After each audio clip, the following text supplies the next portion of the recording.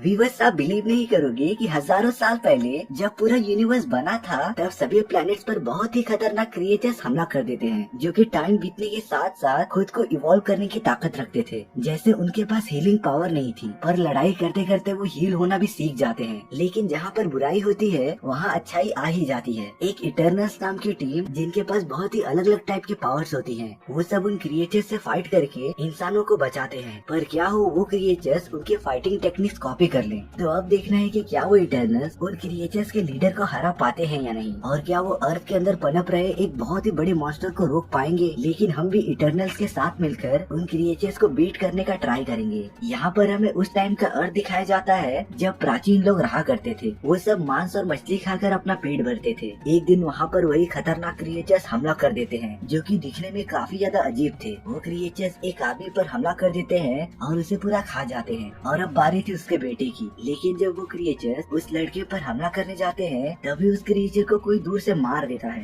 तभी वहाँ पर इटर्नल्स की टीम का एक मेंबर आ जाता है और वो अपने पावर्स का यूज करके उन क्रिएचर्स को मारता रहता है। क्रिस के पास सुपर ह्यूमन स्टेमिना था और वो हवा में तेजी से उड़ सकता था, जिसका यूज करके वो उन क्रिएचर्स को मारता रहता है। लेकिन तभी वहाँ पर और भी ज्यादा क्रिएचर्स आ जाते हैं जो वहाँ के लोगों पर हमला करते रहते हैं। तभी इटर्नल्स के बाकी टीम मेंबर्स वहाँ पर आ जाते हैं और वो उन क्रिएचर्स से फाइट करते रहते हैं। उन सभी लोगों के पास अलग अलग पावर्स थी जो कि सालों के मेहनत के बाद उन लोगों ने हासिल की थी। इटर्नल्स की टीम उन सभी क्रिएचर्स को एक एक करके मारने लगती है और उन्हें खत्म करने में कामयाब भी हो जाती है, क्योंकि अभी वो क्रिएचर्स इवॉल्व होना स्टार्ट नहीं हुए थे और उन्हें इवॉल्व होने में थोड़ा टाइम लगता था, जिसका फायदा इटर्नल्स ने उठाया। लेकिन वहाँ के लोग इटर्नल्स की पावर देखकर उनसे भी काफी ज्यादा डरने लगे थे। लेकिन उनका एक टीम मेंबर जिसका नाम ड्रेक होता है, उसके पास ये एबिलिटी थी कि वो किसी के भी माइंड को कंट्रोल कर सकता था और अपने हिसाब से उन्हें कमांड दे सकता था। तो ड्रेक वहाँ के सभी लोगों का माइंड कंट्रोल करने लगता है और उन्हें ये बताता है कि इटर्नल्स उसके दुश्मन नहीं है बल्कि वो उनकी मदद करने आए हैं। और इसके बाद वो इटर्नल्स इंसानों के साथ रहना स्टार्ट कर देते हैं और अर्थ पर ही रुक जाते हैं। इटर्नल्स की टीम ने इंसानों को सिर्फ उन क्रिएचर से ही नहीं बचाया था बल्कि वो उन इंसानों की टेक्नोलॉजी को इम्प्रूव करने के लिए भी हेल्प करते थे। लेकिन इंसान तो इंसान ही थे ना, उन सभी लोगों ने आपस में लड़ाई करना स्टार्ट कर दिया था। लेकिन कभी कभी ड्रेक उन सभी के माइंड को कंट्रोल करके उन्हें रोक देता था।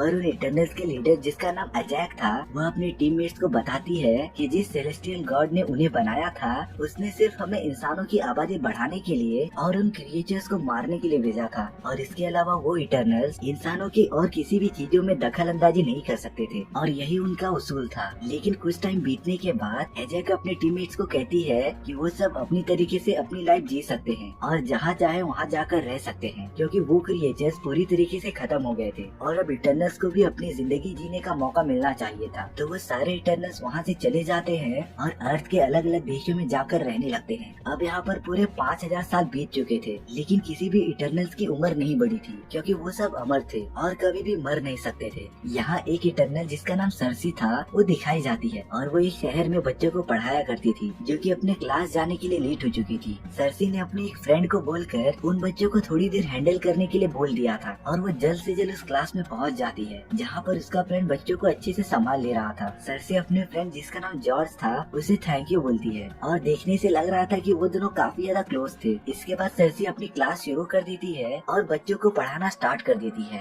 तभी अचानक वहाँ पर भूकंप आने लगता है और सारी चीजें हिलने लगती हैं। सर्सी के एक स्टूडेंट के ऊपर स्टैचू गिरने वाली थी, पर सर्सी अपने पावर का यूज करके उसे मिट्टी में कन्वर्ट कर देती है जिससे कि वो उन बच्चों को बचा लेती है। मतलब कि सर्सी के पास वो एबिलिटी थी कि वो किसी भी चीज को मिट्टी में कन्वर्ट कर सकती थी। उसी रात सर्सी जॉर्ज के साथ एक पब में मिलती है जो कि काफी ज्यादा मजे कर रही थी। यहाँ पर एक और इटर्नल थी जिसका नाम स्प्राइट था और उसकी पावर ये थी कि वो किसी भी इंसान का रूप ले सकती थी। स्प्राइट दिखने में काफी ज्यादा छोटी दिखती थी और कोई भी उसे पसंद नहीं करता था, तो इसीलिए वो खूबसूरत लड़कियों में कन्वर्ट हो जाती थी और लड़कों के साथ डेट पर चली जाती थी। पार्टी खत्म होने के बाद सर्सी और स्प्राइट जॉर्ज के साथ जाते रहते हैं। तभी वहाँ पर वही पुराना क्रिएचर आ जाता है और उन सभी पर हमला करने लगता है। सर्सी सभी को वहाँ से भागने के लिए कहती है और अपनी पावर्स का यूज करके उस क्रिएचर को जमीन में फंसा देती है जिससे कि उन्हें भागने का चांस मिल जाता है। लेकिन सर्सी और स्प्राइट काफी ज्यादा शॉक थे क्योंकि इन क्रिएचर्स को तो उन लोगों ने 5000 साल पहले ही पूरा खत्म कर दिया था, लेकिन अब वो वापस आ गए थे। उस क्रिएचर ने अपने आप को वहाँ से छुड़ा लिया था और अब वो क्रिएचर उन सभी के पीछे वापस चला जाता है उन पर हमला करने के लिए। उस क्रिएचर से बचने के लिए स्प्राइट अपने बहुत सारे मल्टीपल फॉर्म्स क्रिएट कर लेती है जिससे कि वो क्रिएचर कंफ्यूज हो जाए और पहचान न पाए कि उसमें से असली स्प्राइट कौन है। लेकिन उस क्रिएचर के पास काफी ज्यादा अच्छी थिंकिंग पावर थी और वो असली स्प्राइट को ढूंढने में कामयाब हो जाता है और उसके पीछे भागकर उसे मारने लगता है। तभी वहाँ पर क्रिस आ जाता है और वो लेजर बीम का यूज करके उस क्रिएचर को मारने लगता है। क्रिस नोटिस करता है कि उस क्रिएचर के पास हीलिंग पावर थी और वो अपने घाव को हील कर ले रहा था और ऐसी पावर सिर्फ उनके लीडर अजैक के पास थी। रिकवर होने के बाद वो क्रिएचर क्रिस पर हमला करने चला आता है, लेकिन क्रिस उससे काफी ज्यादा पावरफुल था तो वो उस क्रिएचर पर लगातार अटैक करते रहता है और पानी में गिरने के बाद वो क्रिएचर वहाँ से भाग जाता है। यहाँ पर हमें एक और बात पता चलती है कि 5000 साल पहले क्रिस और सर्सी की शादी हो चुकी थी और वो एक दूसरे से काफी ज्यादा प्यार करते थे। लेकिन कुछ सालों बाद क्रिस सर्सी को छोड़कर हमेशा के लिए चला जाता है और सर्सी अकेली रह जाती है। जॉर्ज तो ये सब देखकर काफी ज्यादा शॉक हो गया था तो सर्सी जॉर्ज को सब कुछ बताती है कि वो सब इटर्नल्स हैं और उनके पास अलग अलग टाइप की पावर्स हैं। लेकिन जॉर्ज पूछता है कि इससे पहले अर्थ पर बहुत सारी मुसीबतें आई थी तो तब वो सब कहाँ थे। इसी के जवाब में सर्सी उसे बताती है कि जिस सेलेस्टियल गॉड ने उन्हें भेजा था उसने सिर्फ उन क्रिएचर्स को मारने की परमिशन दी थी और इसके अलावा वो इंसानों के किसी भी चीजों में दखल अंदाजी नहीं कर सकते थे।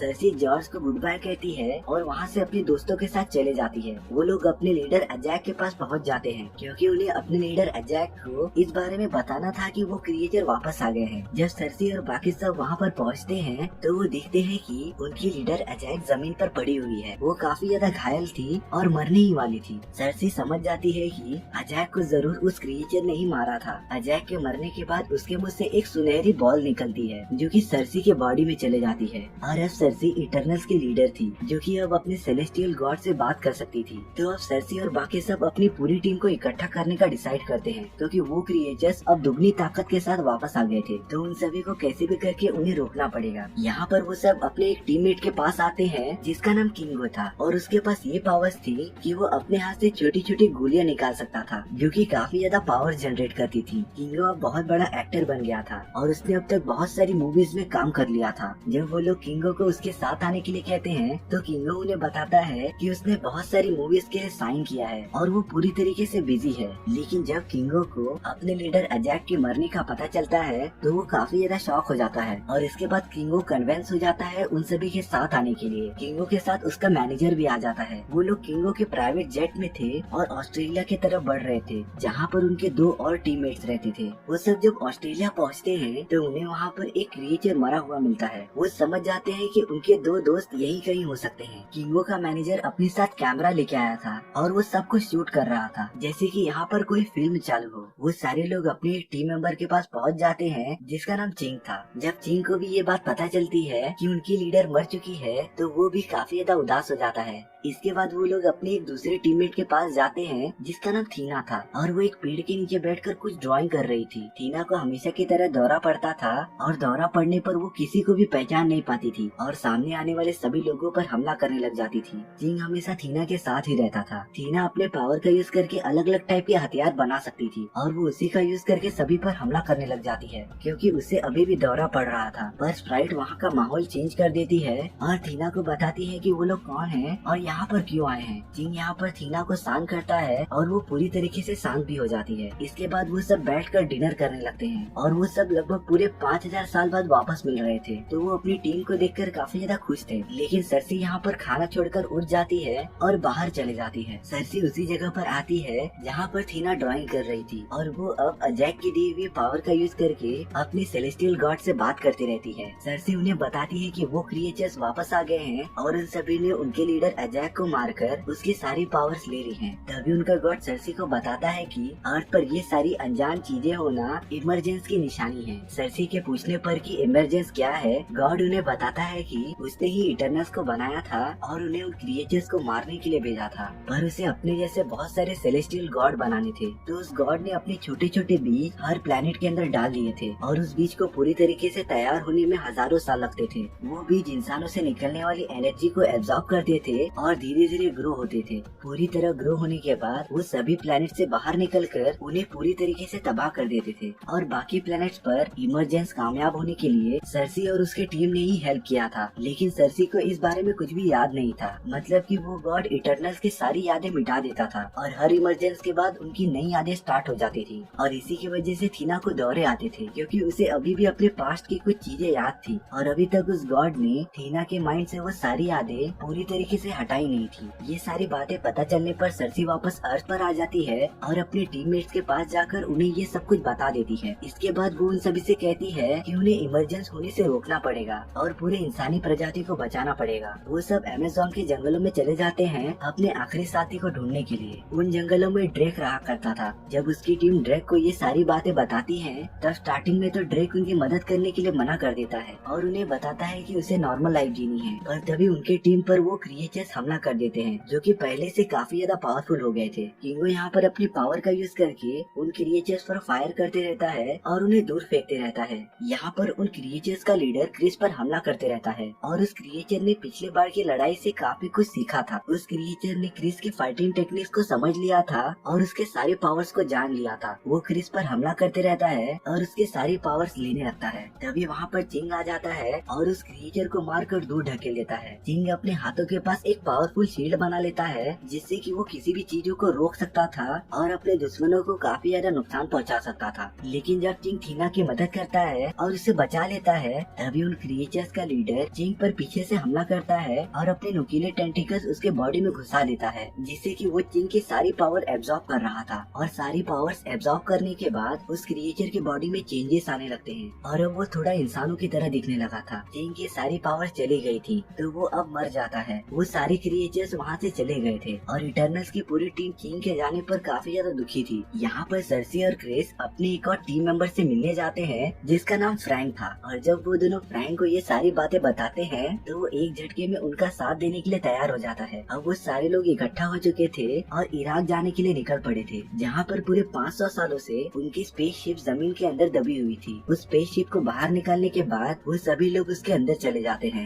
लेकिन उस शिप में पहले से ही इटर्नल्स की टीम की एक लास्ट मेंबर पहुंच चुकी थी जिसका नाम मकारी था। वो कुछ बोल नहीं सकती थी लेकिन उसके पास बिजली की स्पीड से भागने की पावर थी। इसके बाद फ्रैंक एक डिवाइस बनाता रहता है जिसका यूज करके उसकी टीम अपनी पावर कंबाइन कर सकती थी और उस इमरजेंस को होने से रोक सकती थी। यहाँ पर सर्सी के बॉडी में वो स्टोन ग्लो होने लगता है और इसका मतलब था कि वो इमरजेंस जल्दी होने वाला है। तो फ्रैंक मकारी से वो जगह फाइंड आउट करने के लिए कहता है जहाँ से इमरजेंस स्टार्ट होगा और वो गॉड जमीन से बाहर निकलेगा। मकारी फुल स्पीड में पूरे अर्थ का चक्कर लगाती रहती है और काफी ढूंढने के बाद उसे वो जगह मिल भी जाती है जहाँ से वो इमरजेंस होगा। क्रिस यहाँ पर कुछ अलग ही बिहेव कर रहा था और वो अपने इटर्नल का सूट भी पहन लेता है। क्रिस तभी उस डिवाइस को तबाह कर देता है जिसे कि फ्रैंक ने इमरजेंस को रोकने के लिए बनाया था। और इसके बाद ये पता चलता है कि उनके लीडर अजैक को भी क्रिस ने ही मारा था क्योंकि अजैक को इस इमरजेंस के बारे में पहले से ही पता था और वो इस इमरजेंस को रोकना चाहती थी क्योंकि उससे इंसान काफी ज्यादा अच्छे लगने लगे थे और वो नहीं चाहती थी कि इंसानों की आबादी खत्म हो। और जब ये बात अजैक ने क्रिस को बताई थी तो उसने अजैक को धोखे से उन क्रिएचर्स के पास फेंक दिया था जिससे कि वो क्रिएचर्स अजैक पर हमला करने लग जाते हैं और उसे पूरी तरीके से मारकर उसकी पावर्स एब्जॉर्ब कर लेते हैं। यहाँ पर क्रिस नहीं चाहता था कि इमरजेंस किसी भी तरीके से रुके क्योंकि वो अपने गॉड के अगेंस्ट नहीं जाना चाहता था और उन सभी को जो भी काम मिला है वो उन्हें बखूबी करना चाहता था। क्रिस अपने टीममेट्स को धमकी देता है कि अगर किसी ने भी इमरजेंस को रोकने की कोशिश की तो वो उसे पूरी तरीके से खत्म कर देगा। क्रिस के वहाँ से जाने के बाद उन लोगों के पास अब कोई भी रास्ता नहीं था कि वो इमरजेंस को रोक सके। लेकिन तभी फ्रैंक को आइडिया आता है और वो सर्सी को बताता है कि उसके बॉडी में जो स्टोन है वो उस गॉड से सर्सी को जोड़ता था। तो वो स्टोन का यूज करके एक ऐसा यूनिबैंड बना सकते थे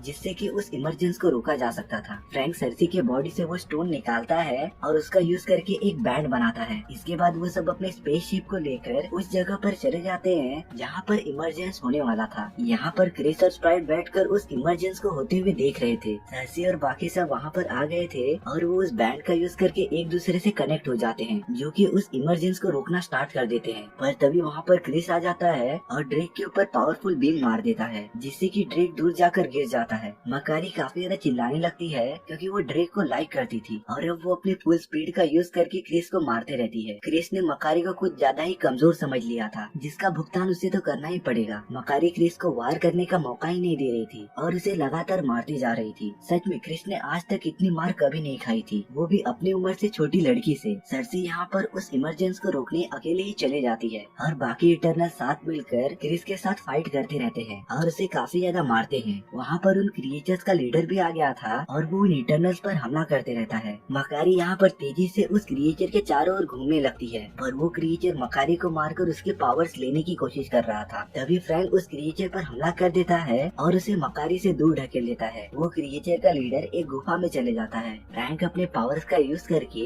क्रिस को रोक लेता है और उसे एकदम लॉक कर देता है। सर्सी यहाँ पर उस माउंटेन के पास आ गई थी और वो उस इमरजेंस को रोकना स्टार्ट करने वाली थी। तभी स्प्राइट वहाँ पर आ जाती है और सर्सी के पेट में एक वेपन मार देती है जिससे कि सर्सी काफी ज्यादा घायल हो गई थी। स्प्राइट यहाँ पर सर्सी को बताती है कि उसे इंसान बिल्कुल पसंद नहीं और वो पूरे इंसानों की प्रजाति को खत्म कर देना चाहती थी। पर तभी वहाँ पर ड्रेक आ जाता है और स्प्राइट के सर पर मारकर उसे बेहोश कर देता है। यहाँ पर थीना उस क्रिएचर के पास आ गई थी और वो क्रिएचर थीना को हिप्नोटाइज करता रहता है और चीं की आवाज में उससे बात करता रहता है। वो थीना को पकड़कर उसकी सारी पावर्स एब्जॉर्ब करने लगता है। पर तभी थीना को होश आ जाता है और वो उस क्रिएचर को अपने वेपन का यूज करके पूरी तरीके से काट देती है और वो क्रिएचर मर जाता है। यहाँ पर वो इमरजेंस स्टार्ट हो गया था और अर्थ के अंदर से वो सेलेस्टियल गॉड बाहर निकल रहा था। चारों तरफ पूरी तबाही होने लगी थी। सर्सी यहाँ पर अकेले ही उस गॉड को रोक रही थी और उसे पत्थर में कन्वर्ट कर रही थी। क्रिस यहाँ पर आजाद हो जाता है और तुरंत सर्सी को रोकने के लिए चला जाता है। वहाँ पर आने के बाद वो सर्सी पर हमला नहीं कर पा रहा था क्योंकि वो सर्सी से अभी भी प्यार करता था और उसे सर्सी के साथ खूबसूरत बिताए हुए पल याद आ जाते हैं। क्रिस और सर्सी के साथ हो गया था और अब वो दोनों मिलकर इमरजेंस को रोकना स्टार्ट कर देते हैं जिससे कि वो सेलेस्टियल गॉड पूरी तरीके से जम जाता है और बाहर निकलने से पहले ही मर जाता है। ये सीन दिखने में काफी ज्यादा खतरनाक दिख रहा था। जरा सोचो कि अगर वो सेलेस्टियल गॉड बाहर निकल जाता तो अर्थ का क्या होता, पर लकीली अब अर्थ पूरी तरीके से बच गया था। क्रिस यहाँ पर सर्सी से माफी मांगता रहता है कि उसने बहुत बड़ी गलती कर दी और अब वो उन सभी से कभी नहीं मिलेगा। क्रिस अपने आप को पनिशमेंट देना चाहता था, इसीलिए वो तेजी से उड़ता हुआ सन की तरफ जाता है और उसके अंदर पूरी तरीके से गायब हो जाता है। इसके बाद सर्सी अपने बाकी टीममेट से मिलती है और वो सब अब पूरी तरीके से जीत चुके थे और हमारी ये स्टोरी यहीं पर खत्म हो जाती है। सो व्यूअर्स, आपको ये स्टोरी कैसी लगी प्लीज कमेंट सेक्शन में बता दो और अगर आपको मेरा एक्सप्लेनेशन 1% भी अच्छा लगा हो तो वीडियो को लाइक एंड चैनल को सब्सक्राइब जरूर कर लेना क्योंकि इससे मुझे मोटिवेशन मिलता है आपके लिए इसी तरह की मजेदार स्टोरीज लाने के लिए। तो मिलते हैं नेक्स्ट वीडियो में। सी या।